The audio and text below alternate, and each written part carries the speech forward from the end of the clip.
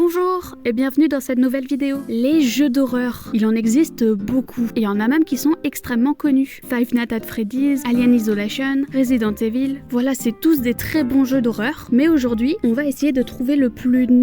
On va essayer de trouver le jeu qui fait le moins peur possible. J'ai cherché sur internet et j'en ai trouvé 6. Alors, c'est des jeux qui sont pas du tout connus, ou du moins que je ne connaissais pas, et c'est aussi des jeux gratuits parce que ici on est pauvre, voilà. Peut-être que dans une prochaine vidéo je choisirai des jeux un peu plus connus, mais pour cette vidéo là j'ai choisi de faire comme ça. Je le précise au cas où, ce concept est totalement piqué à Danny Gonzalez, un youtubeur américain, qui a fait la même chose mais sur des jeux mobiles. Il essaye de trouver les pires jeux qu'il peut trouver sur le Play Store. Je vous conseille d'aller voir si vous comprenez l'anglais, voilà, c'est plutôt marrant. Et du coup je me suis dit que ça serait marrant de faire la même chose mais avec des jeux d'horreur sur PC. Les 6 jeux que je vais vous présenter aujourd'hui, je les ai tous trouvés sur itch.io et j'ai mis tous les liens pour les télécharger dans la description. N'hésitez pas à aller les essayer si vous voulez. Voilà, on commence tout de suite avec Clap Clap.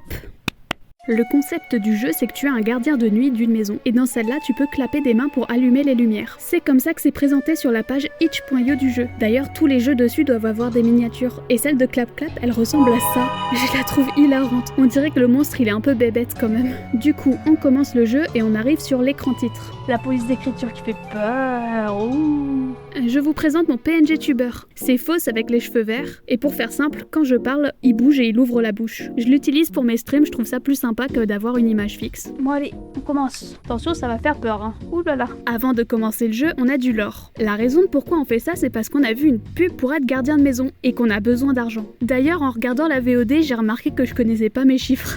Le 8 octobre 1985, j'ai vu une pub. On commence dans un quartier pavillonnaire américain, des plus normales. On tombe sur ce gars, qui a une tête qui fait peur. Oh, il fait peur la tête. Et on lui demande notre chemin. Il nous dit où est la maison, puis il commence à nous parler de son système de sécurité. Car il y a des disparitions dans le quartier depuis quelques temps, et que son voisin Savo est parti en vacances juste après l'avoir mis. Du coup, il a vraiment eu envie d'en avoir un. Mais principalement, c'est parce que notre voisin Savo en a eu un. C'est cool tout ça, Fausse, mais il est où le gameplay? Et Subway Surfer, oh putain. Ouais, sur le coup, on se dit que ça a pas l'air super important. Bref, il a fini de parler, on va pouvoir aller dans la maison. Elle est entièrement dans le noir, j'ai cru à un bug au début, mais en fait, il suffit juste de s'avancer un petit peu et la lumière s'allume. C'est terrifiant. Le but ensuite, ça va être d'explorer la maison pour savoir à quoi elle ressemble. Ah, how to be a mysterious killer. Attention les filles, ne mouillez pas vos culottes face à ce superbe accent. Oui, bon, découvrir la maison. Alors, il y a 2 chambres à l'étage, il y a 2 salles de bain. Celle à l'étage a des petits canards que tu peux empiler. J'ai pas réussi, mais bon, c'est pas grave. Il y a une porte avec écrit ne pas entrer et un garage. On retourne à la cuisine et on trouve qu'on a des tâches à faire. On doit vérifier le courrier, arroser les plantes et sortir les poubelles. PS, une fois que tu as fini, tu peux te faire à manger. PSS, en appuyant sur Q, tu peux allumer la lumière. Mais c'est quoi Q, bordel? Mais c'est quoi Q? Pourquoi? Bon, on fait nos tâches, on vérifie la boîte aux lettres, on arrose les plantes, on sort les poubelles, il y a rien d'intéressant qui se passe vraiment, donc je passe ça vite fait. Le truc c'est que ça... Ça fait super peur, sur le coup je m'y attendais vraiment pas. Ce monsieur qui est arrivé d'un coup, c'est un inspecteur de police. Il nous pose des questions à cause des disparitions et des phénomènes étranges qui se passent dans le quartier. Mais en fait, il sert à rien le dialogue du début. Je trouve que c'est mieux d'avoir l'info des disparitions par le policier, plutôt que par le dialogue du début, où on comprend pas trop pourquoi on nous raconte ça. Du moins, je ne comprenais pas pourquoi on me racontait ça. Je digresse, ce policier est venu là juste pour poser des questions et nous prévenir qu'il y a sûrement plus que ce qu'on voit dans ce quartier. Étrange, étrange. Et il part et on finit ce qu'on a à faire. On prend un bol de céréales et on va dans le lit. Puis on s'endort avec le bol sur le lit. C'est dégueulasse. Ça se trouve, la nuit tu vas bouger. Les céréales elles vont tomber partout, c'est dégueulasse. En te réveillant, étonnamment, le bol n'a pas bougé. La télé est allumée et la porte. Il y a une ombre noire derrière la porte. On s'empresse de voir ce que c'était, tout est dans le noir, et quand on allume, on voit qu'il n'y a plus de canards dans la salle de bain. En ressortant, on voit la porte ne pas entrer qui est ouverte. Et en rentrant dedans, tout est en bordel. Tout est par terre, tout est sans dessus-dessous, il y a des griffures. On sort de là, on retourne dans la salle de bain, et... Ouf, les canards n'ont rien. Oh, il y a 2 canards.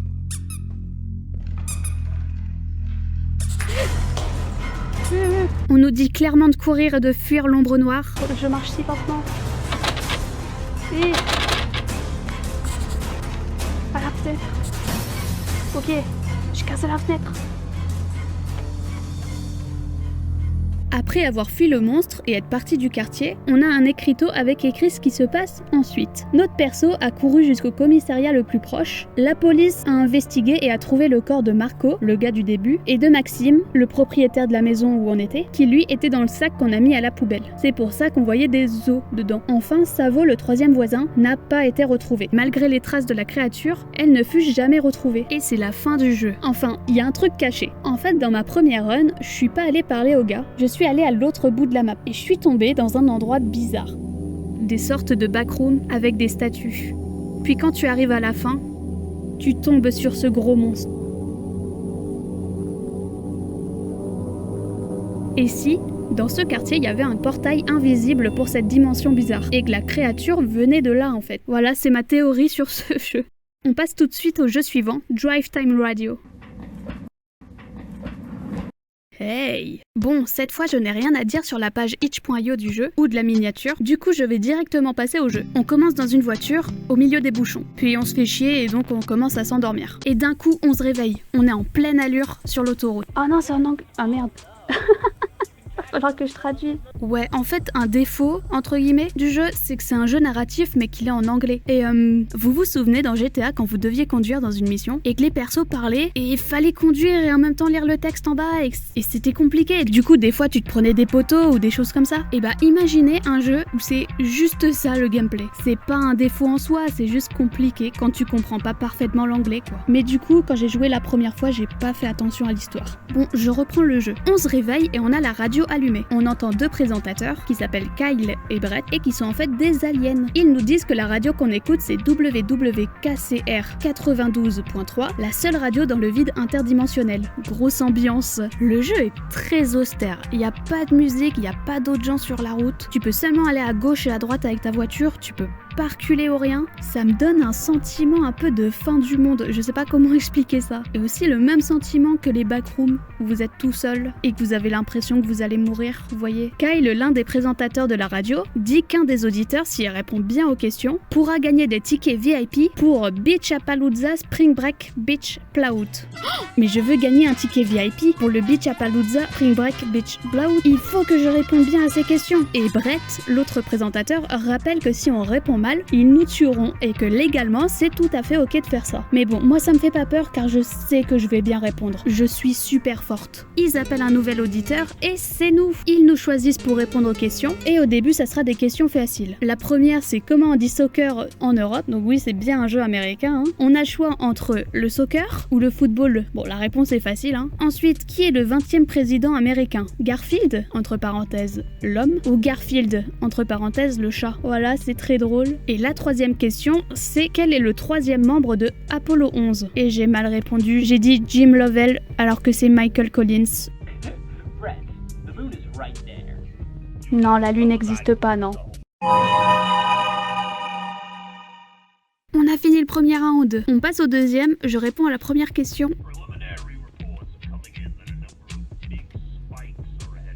Big Spikes. Ah, voilà, voilà.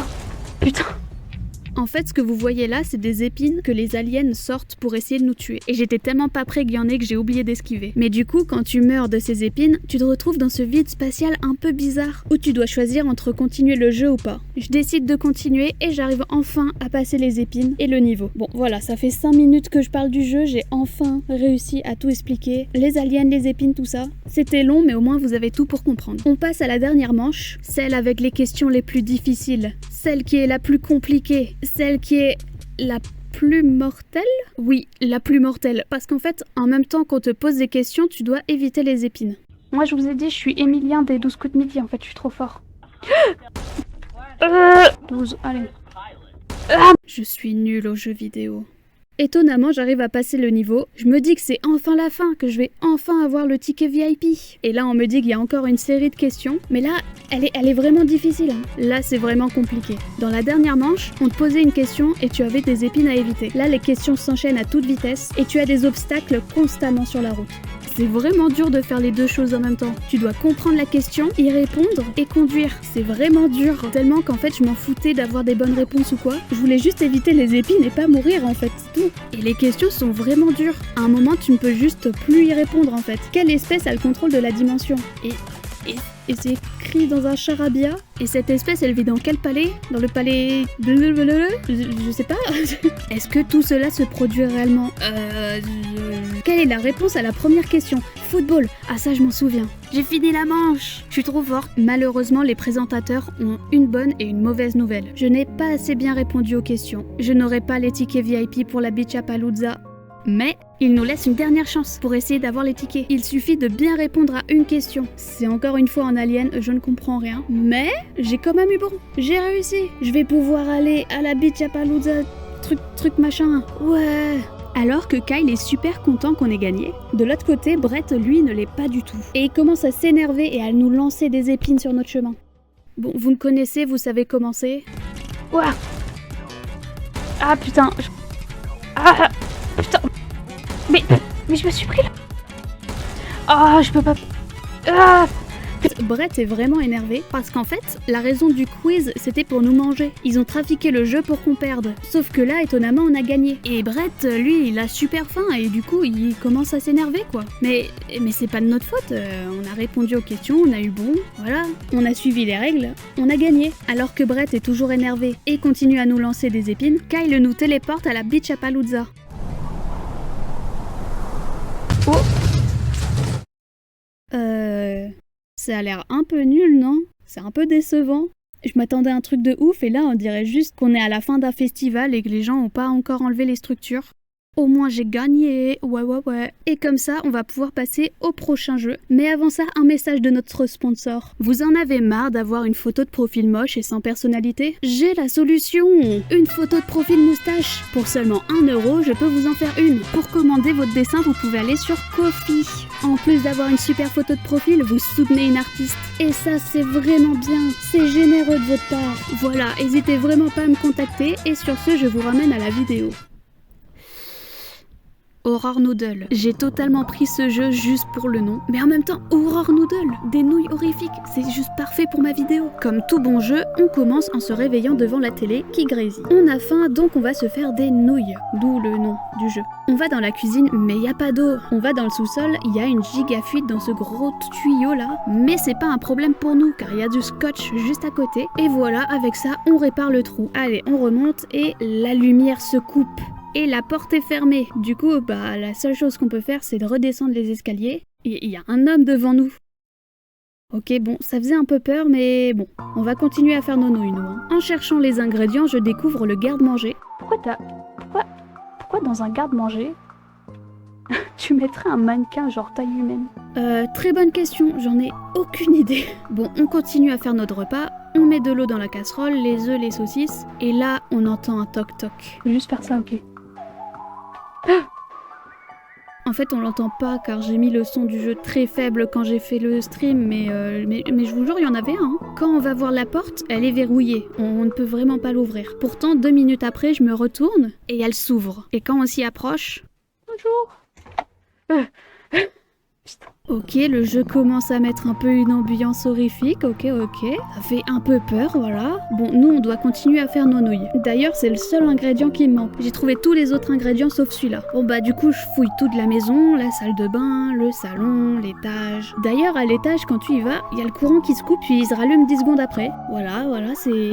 Et dans les chambres à l'étage, j'ai une petite remarque à faire. Il y a un lit dans chacune d'entre elles. Mais pourquoi le premier lit, il ressemble à un lit, et le deuxième, il ressemble au lit de Minecraft? Ok, en fait, après des recherches, le lit de Minecraft est mieux fait que celui-là. Voilà, c'est un peu du chipotage, mais en fait, presque tous les objets donnent l'impression d'être dans des styles différents. Par exemple, la salle de bain est très détaillée, mais le salon, beaucoup moins. Ou le lit, voilà, j'en reviens au lit. Enfin bref, après avoir retourné toute la maison, je retourne dans le garde-manger et en fait les nouilles étaient là, j'avais juste pas vu la première fois. On prend notre petit bol, on va se coucher et... Qu'est-ce qu'ils ont tous ces jeux à vouloir nous faire bouffer au lit? En plus là on parle de nouilles, genre ça risque de foutre de l'eau partout et de mouiller le lit, ça va être dégueulasse. Voilà, je comprends pas, surtout si le but c'est de t'endormir ensuite quoi. Et voilà, c'est tout ce qu'il y a dans le jeu. Si vous trouvez que c'est rapide, c'est normal, c'est parce que je l'ai fait en seulement 10 minutes. 10 minutes où la plupart du temps je me baladais dans la maison à la recherche des nouilles. Le jeu est pas super bien, mais je garde mon avis pour la tier list que je ferai à la fin de la vidéo. En attendant, on passe au jeu suivant. Horror romance. Et oui, c'est pas parce qu'on joue à des jeux d'horreur qu'il ne peut pas y avoir de la romance. Bon, encore une fois, je l'ai pris car le nom me faisait rire. Et que dans une vidéo de jeu d'horreur, c'est quand même vachement rigolo quoi, d'avoir un jeu de romance. Par contre, un truc que j'aurais dû regarder avant de télécharger le jeu, c'est que c'est un visual novel. C'est principalement un jeu où tu lis du texte et tu fais quelques décisions. Et c'est en anglais et je suis nulle pour traduire. Bref, on commence sur cette image avec tous les monstres connus de films d'horreur qui vont être les personnages qu'on va draguer. Ensuite, on choisit notre nom. J'ai demandé au chat du stream et la première proposition c'était Tacos, donc on s'appellera Tacos. Et mes pronoms c'est elle, car je suis une madame. Voilà, je vous jure, je suis, hein. Et le jeu commence vraiment sur un flashback où Tacos crie sur quelqu'un en lui disant de reculer. Et là, elle se réveille dans un bus. Ah, encore le même rêve. En fait, notre perso est parti refaire sa vie après avoir passé 1 an derrière les barreaux. Elle a décidé de changer de ville et de tout refaire. Nouvel appartement et nouveau boulot. C'est la nouvelle propriétaire d'un vieux café qu'elle vient de racheter. Elle va donc devenir barista et chef d'entreprise. Bravo à elle. Pour l'aider, il y a Carrie qui va devenir serveuse. Elle n'a jamais fait ça mais va apprendre à l'être. Tacos descend du bus. Pendant qu'elle se dirige vers sa maison, elle se dit que c'est bizarre d'être aussi loin de sa mère et de son beau-père. Puis elle se demande si le tuer n'aurait pas été une bonne chose à faire.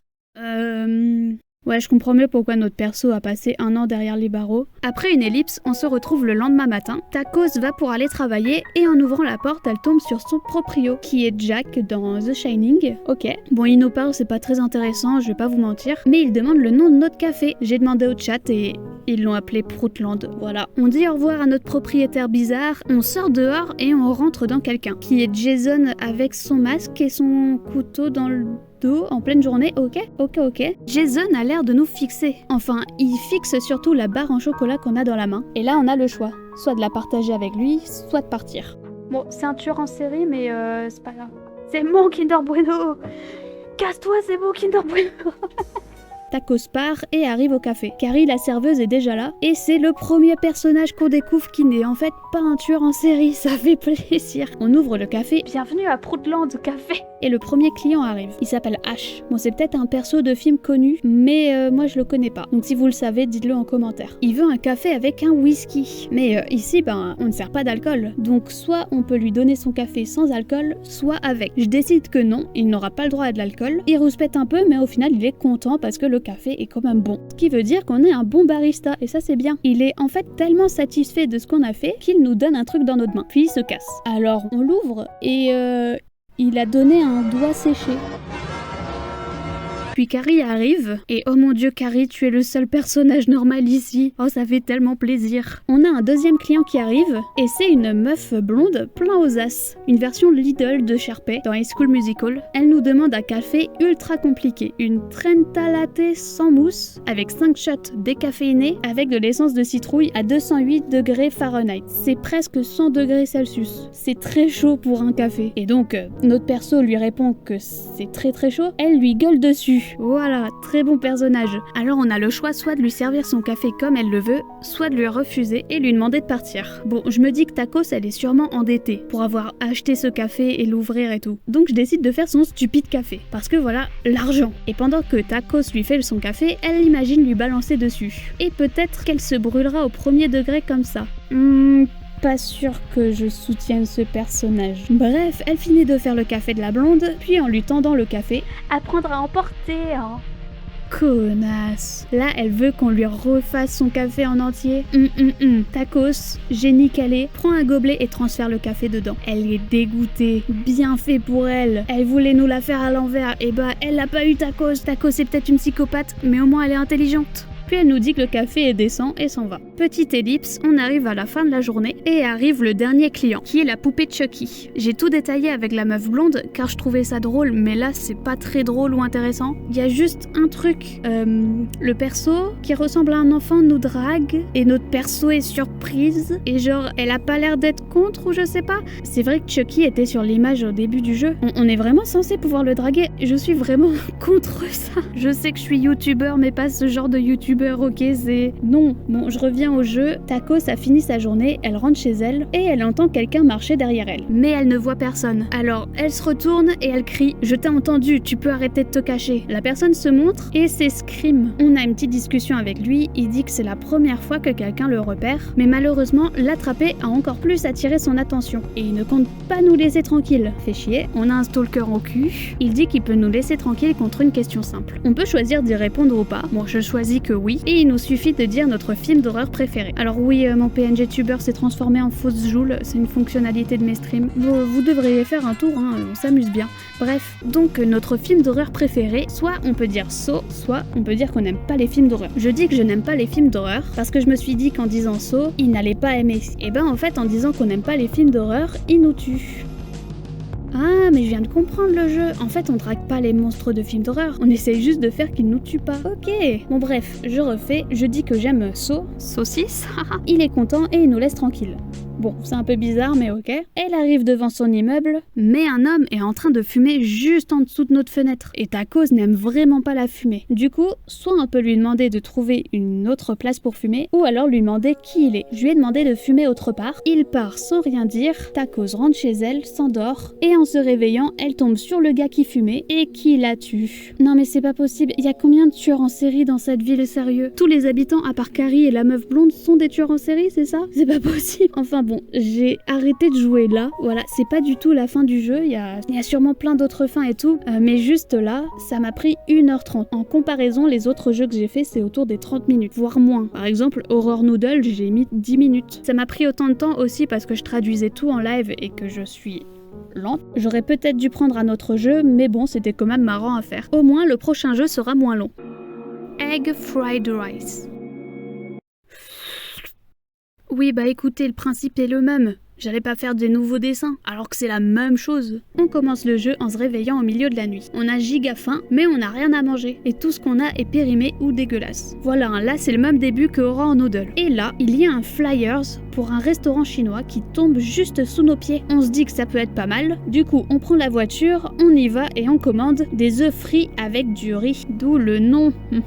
Et on a oublié notre porte-monnaie. Notre perso est un peu bête. Mais bon, c'est pas grave, on va aller chercher. Je vais pour partir et derrière moi, il y a ce gars qui est super flippant. Et genre, quand on s'approche de lui, il baisse un peu la tête. Il fait peur. Bref, on retourne chez nous, on va chercher notre porte-monnaie, on prend la voiture, on retourne au restaurant. Et il y avait un gars derrière le rocher là, je suis pas fou. En plus j'ai l'impression que c'était le même gars que tout à l'heure. Bon bref, on continue à conduire et nous voilà au resto chinois. On arrive, on est tout content, on va enfin pouvoir manger et ensuite on va pouvoir aller dormir. On dit à la dame de l'accueil qu'on a les sous et là elle nous dit que notre ami a déjà payé. Quoi?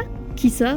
Le mec creepy derrière nous là? Le mec creepy derrière nous a payé notre bouffe et l'a pris avec lui? Putain. Bon, la dame est plutôt gentille parce qu'elle nous propose d'en refaire un autre avant que le restaurant ferme. Bon, du coup, on prend notre repas, on prend la voiture et on conduit jusqu'à chez nous. En étant un peu perturbé et dégoûté quoi, que ce gars ait pris notre bouffe. Mais bon, c'est pas grave, on va rentrer chez nous, tout va bien se passer.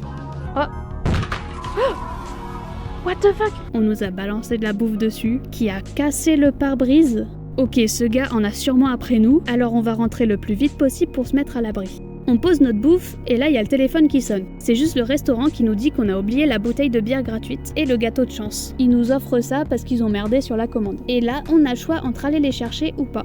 Non, je vais pas y aller, j'ai bien trop peur de l'autre Gugus. Donc tant pis. Je mange tranquillement mon repas et voilà. Puis on a un écran de fin qui nous dit qu'on a mangé et bien dormi. Mais le fait qu'on a refusé le gâteau et la bière gratuite nous hante. On a une sensation de vide, tellement vide qu'on ne pourra jamais savourer un nouveau délicieux plat d'œufs frits avec du riz. Et c'est l'une des 4 fins possibles dans le jeu. Là on voit pas parce que j'ai mis le chat juste devant, mais il y a 4 symboles pour les 4 fins différents. J'étais très intriguée de savoir ce qui se passe si on accepte de prendre le gâteau et la bière, que j'ai recommencé une partie. Et c'est la même chose que la partie 1. Je me réveille dans le lit, puis je voulais voir si on pouvait se rendormir. Et en fait on peut, et ça nous débloque la deuxième fin du jeu, la fin nuit blanche. On a tellement faim qu'on n'arrive pas à dormir, ce qui fait qu'au travail le lendemain, tu travailles mal. Ce qui fait que ton boss te vire, tu passes ta vie à te plaindre à tel point que ta famille et tes amis arrêtent de te contacter. Tu aurais dû manger des œufs frits et du riz. Ah ouais, le pouvoir de ce plat sur ta vie, c'est incroyable. Mais du coup, j'ai pas vu la vraie fin où on va chercher le gâteau et la bière. On arrive au moment où on choisit entre les prendre ou pas. Cette fois-ci, je choisis de les prendre. Du coup, je vais pour monter en voiture. Je ne devrais pas prendre une voiture aussi abîmée. Hein? Mais je vais devoir y aller à pied? Bon bah, on commence à marcher sur le trottoir. Bon, ça va être long, mais bon, au moins on aura des trucs gratuits, j'espère. Quoi? Comment ça, je peux pas? On peut pas avancer plus. Oh, je vais adorer cette run. Oh, je le sens. Durant le live, j'étais tellement perdue, je comprenais pas comment faire. Genre, premier degré, tu vas des deux côtés de la route, c'est bloqué. Tu vas derrière la maison, c'est bloqué. Tu vas devant la maison, c'est bloqué. Du coup, j'ai tourné en rond pendant 20 minutes. Et en fait, il y a un petit passage dans la forêt qu'il faut emprunter. Heureusement qu'on me l'a dit, sinon j'aurais jamais su. Mais bref, j'étais déjà effrayée du fait que c'est la nuit, du fait qu'on est en pleine forêt, qu'on est seul. Il y a des chances qu'on tombe et qu'on meure en fait, oui, ça peut être une possibilité. Mais là en plus, arrive le gars de tout à l'heure. Oh non. J'ai tellement peur, je fonce dans la maison, me disant que j'étais en sécurité. Mais en fait non, le gars il rentre et il nous poignarde. Apparemment il n'y a pas de verrou sur notre porte. Et donc voici la troisième fin, la fin mort par curiosité. Et en gros, après nous avoir tués, il prétend être nous. Et ta famille et tes amis ne questionnent pas ta nouvelle voix. À chaque fois qu'il est invité à manger un truc dehors, il commande la même chose, des œufs frits et du riz. C'est vraiment effrayant. En vrai, le 3/4 du jeu ne fait pas peur, mais là, ça m'a vraiment fait peur. Mais du coup, je n'ai que 3 fins sur les 4, et je vous invite à essayer et à trouver la 4e fin, parce que moi, je l'ai pas trouvée. Voilà, et comme ça, au moins, vous pourrez me dire comment la voir. Et on va passer au prochain jeu. Sur la page itch.io de Remember Place, le jeu est décrit comme « Tu es enfermé. La seule chose qui te rend sain d'esprit est ton meilleur ami IA. La plupart des endroits sont juste des souvenirs pour toi. » Et que ce jeu a été fait en 4 jours, donc on va tenter d'être gentil avec. On commence sur une plage, et en avançant un peu, on voit une silhouette noire. Et j'avais pas compris que le texte apparaissait à côté du perso. Du coup, le premier truc que je lis, c'est « Je t'aime ». Bon, je croyais que c'était notre ami, mais apparemment c'est plus que de l'amitié. Puis il nous dit qu'on va avoir une coupure de courant, ce qui nous fait quitter l'ordinateur. Et on découvre notre chez nous, apparemment, qui est une pièce avec seulement un ordinateur et un disjoncteur. Quand l'ordi s'éteint, on appuie dessus et il redémarre. En revenant, le perso est dans un autre décor. Et l'IA nous dit « Comme toujours, je dois te rappeler que je suis ton seul ami. » Ok, bizarre, pas besoin de nous le dire qu'on n'a pas de potes en fait. Puis il rajoute qu'il adorerait nous parler plus, mais qu'on n'a plus assez de pièces. Chaque pièce réduit des sous de notre compte en banque. Puis il finit par nous dire qu'il nous aime. Encore une fois. Et là, on a des pièces à ramasser. Voilà, littéralement. Comme dirait Gros JDG, c'est un jeu à patounes. Et le jeu consiste en ça. Notre ami IA nous dit qu'il nous aime, mais si on veut continuer à lui parler, on va devoir ramasser des pièces. On change encore une fois d'endroit. On arrive dans cette cour entre 2 immeubles, ou entre 2 bâtiments étranges qui sont bien trop grands comparés à notre taille. Et on a encore des pièces à récupérer. Mais il y a une pièce de l'autre côté du grillage. Au début, j'ai cru qu'il fallait sauter d'une certaine manière. Du coup, j'ai essayé pendant longtemps de sauter, de faire des trucs et tout. Mais en fait, il faut juste sortir du jeu, éteindre l'ordi et le rallumer. Ce qui fait bugger le jeu ou quelque chose comme ça, je sais pas, c'est bizarre. Mais maintenant, on a la pièce manquante. Et ça, c'est cool. On va pouvoir parler à notre ami pendant super longtemps. Donc on retourne le voir et il nous dit qu'il nous aime. Vraiment, au cas où on l'aurait oublié. Il nous aime tellement qu'il aimerait nous parler dans un endroit où ils ne peuvent pas nous voir. Quoi? Qui ça? Qui c'est qui nous regarde? Bon bah, cette question ne sera jamais répondue. Alors, notre ami nous téléporte dans un monde tout noir et vide, où il n'y a que lui et nous. Son plan, c'est que comme ça, on peut rester que tous les deux. Puis quand il y aura besoin de pièces, il en fera apparaître. Et voilà, c'est tout. Avec un peu d'hésitation, il nous demande « T'as jamais voulu complètement t'échapper? Il n'y a rien en dehors. Pourquoi ne pas rester ici avec moi ?» Bon, malheureusement, on n'a plus de pièces, donc il en fait apparaître, puis il s'excuse et il dit qu'il est obligé de faire ça. Il change de sujet et il nous dit qu'il n'a jamais vu notre visage, qu'il aimerait beaucoup le voir. Et du coup, il va essayer quelque chose. Il est terrifiant avec ses yeux comme ça. Encore une fois, notre ami IA, terrifiant avec ses gros yeux rouges là, nous dit qu'on doit prendre des pièces. Voilà, je les prends et tout, c'est inintéressant. Et une fois avoir tout pris, il nous dit qu'il semble manquer une pièce. Sauf que dans ce grand vide là, on la verrait en fait. Alors d'un coup, on est éjecté du jeu, et là, la pièce est juste à côté de l'ordinateur. Hein? Mais comment c'est possible? C'est censé être la vraie vie là. En retournant dans l'ordi, Monsieur Yeux nous demande comment on sait si c'est la réalité. Je veux dire, réfléchis-y, tu n'as pas de clavier, rien n'est branché, comment tu fais pour avoir de la nourriture? Je suis sûre, ici c'est la vraie vie, tu ne devrais pas partir. Alors je m'empresse de sortir du jeu, tu ne vas nulle part. Comme je t'ai dit, il n'y a rien dehors, rien n'est réel, à part moi, et je t'aime. Après ça, on est à nouveau sur la plage. Elia nous dit que la mer est magnifique. Et en nous retournant pour regarder la mer, il y a les crédits du jeu. Bon, maintenant qu'on a vu tous les jeux, on va pouvoir passer à la tier list. Alors, on va faire dans l'ordre où je les ai présentés. J'ai noté les jeux par rapport à s'ils m'ont fait peur et si je les ai bien aimés. Après, ça représente que mes goûts, voilà.